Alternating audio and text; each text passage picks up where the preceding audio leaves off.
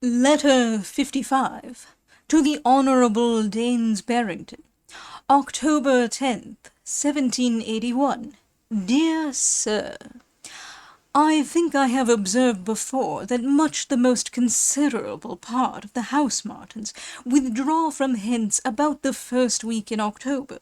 but that some, the latter broods I am now convinced, linger on till towards the middle of that month, and that at times, once perhaps in 2 or 3 years, a flight, for 1 day only, has shown them itself in the first week of November. Having taken notice in October 1780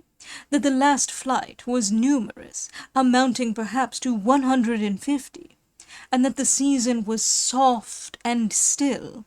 I was resolved to pay uncommon attention to these late birds,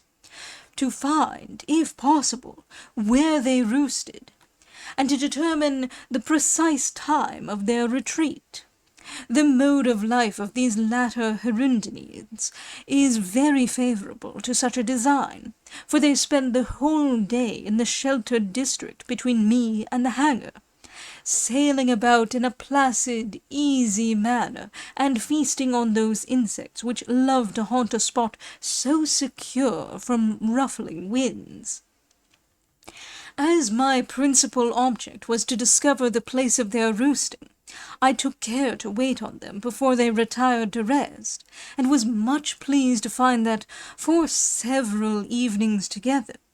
just at 5:15 in the afternoon, they all scudded away in great haste towards the southeast, and darted down among the low shrubs above the cottages at the end of the hill. This spot, in many respects, seems to be well calculated for their winter residence, for in many parts it is as steep as the roof of any house, and therefore secure from the annoyances of water, and it is moreover clothed with beechen shrubs, which, being stunted and bitten by sheep, make the thickest covert imaginable, and are so entangled as to be impervious to the smallest spaniel. Besides, it is the nature of underwood beech never to cast its leaf all the winter.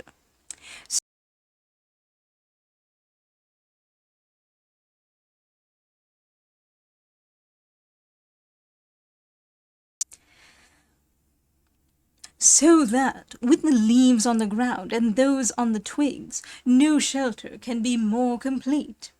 I watched them on to the 13th and 14th of October, and found their evening retreat was exact and uniform.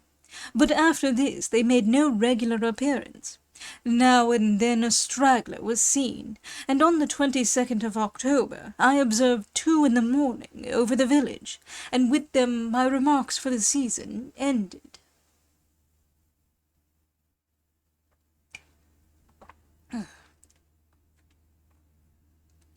From all these circumstances put together, it is more than probable that this lingering flight, at so late a season of the year, never departed from the island. Had they indulged me that autumn with a November visit, as I much desired, I presume that, with proper assistance,